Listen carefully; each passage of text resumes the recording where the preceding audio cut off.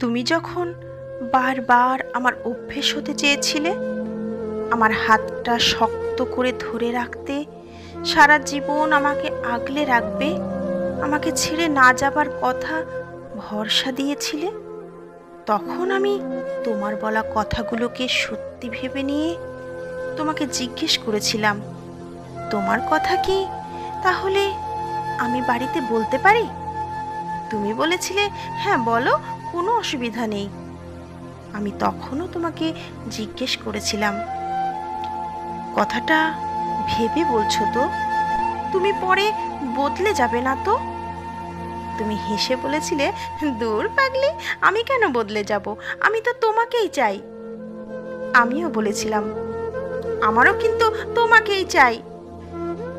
তুমি বলেছিলে, পুরুষ কোনো আবেগ নয়, কোনো রূপকথা নয়, পুরুষ হলো বাস্তবতা, পুরুষ সস্তা নয়, দায়িত্বশীল।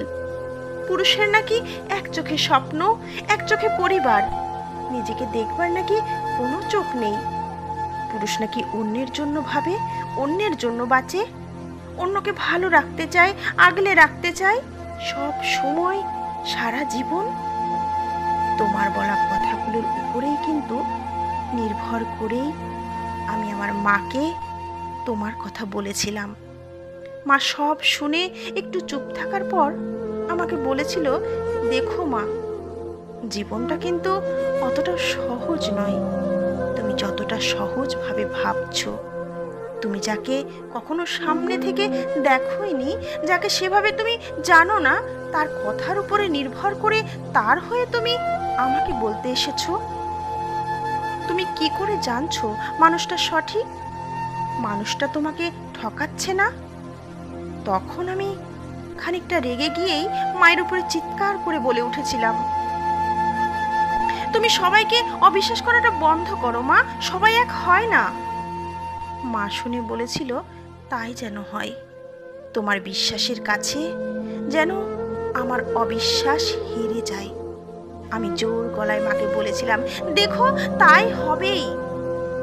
মা হেসে বলেছিল, বাইরের জগৎ সম্বন্ধে তোমার কোনো ধারণা নেই, সেখানে মানুষের বিশ্বাস ভরসা রাখার থেকে বিশ্বাস ভরসা ভেঙে দেওয়া মানুষের সংখ্যা অনেক বেশি। আমি তো মা, তাই আমি চাই না তুমি সেই তাদের দলে পড়ে যাও। তারপরেও আমার বয়স এবং অভিজ্ঞতা দুটোই, সেই সাথে বাইরের জগৎ সম্বন্ধে জ্ঞানটাও তোমার থেকে অনেক বেশি। আমরা তো মা, আর মায়েদের একটা অন্তর্দৃষ্টি থাকে, সেই অন্তর্দৃষ্টি দিয়ে মায়েরা সন্তানের ভালো মন্দ সমস্তটাই আগে থেকে বুঝতে পারে। মায়ের বলা কথাগুলো সত্যি বাস্তবায়িত হয়ে গেল আজ।